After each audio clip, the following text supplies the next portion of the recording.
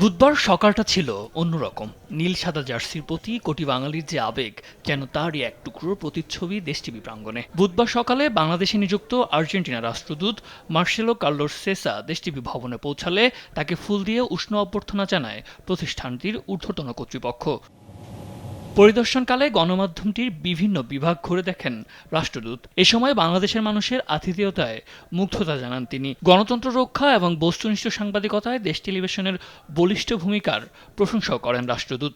I am very happy to visit Dash TV. I appreciate a lot the work that press people do because it's a hard work to keep bringing news and bringing information to the general population. That is very important for a democracy. তার আলোচনায় একটা বড় অংশ জুড়ে অবধারিতভাবেই ছিল football. হাজার হাজার mile দূরে থেকেও লিওনেল মেসি কিংবা ম্যারাডোনার দেশের জন্য এদেশের মানুষের উন্মাদনা আপ্লুত করেছে রাষ্ট্রদূতকে। বিশেষ করে ঢাকা বিশ্ববিদ্যালয়ের টিএসসি আর ড্যাফোডিল ইউনিভার্সিটির শিক্ষার্থীদের বাঁধভাঙা উল্লাস তুলে ধরে গভীর কৃতজ্ঞতা জানান তিনি। আসল ফল থেকে তৈরি সম্পূর্ণ প্রিজারভেটিভ মুক্ত ফ্রুটিকা, পিওর মানে Frutika. Bangladesh people, so your feelings towards Argentina, your warm support to us is very great for us Argentinians in Argentina. Now people are well aware of Bangladesh.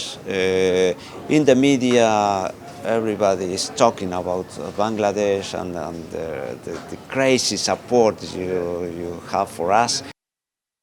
তবে এই ভালোবাসার ভিড়ে বাংলাদেশি ভক্তদের উদ্দেশ্যে মানবিক বার্তাও দিয়েছেন মার্সেলো কার্লোস সেসা। মনে করিয়ে দেন, ফুটবল মানুষকে আনন্দ দেয় এবং ঐক্যবদ্ধ করে।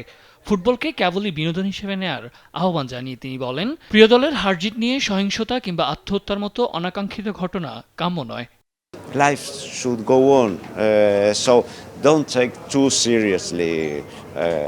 This is football. This is something to be enjoyed all together with friends, families, and other supporters. ভৌগোলিক দূরত্ব যাই হোক না কেন, ফুটবলের জাদুকরী সুতোয় বাঁধা পড়েছে বাংলাদেশ আর আর্জেন্টিনা। রাষ্ট্রদূতের এই সফর আর আন্তরিক বার্তা সেই বন্ধনকে আরও সুদৃঢ় করবে, এমনটাই প্রত্যাশা ফুটবল প্রেমীদের।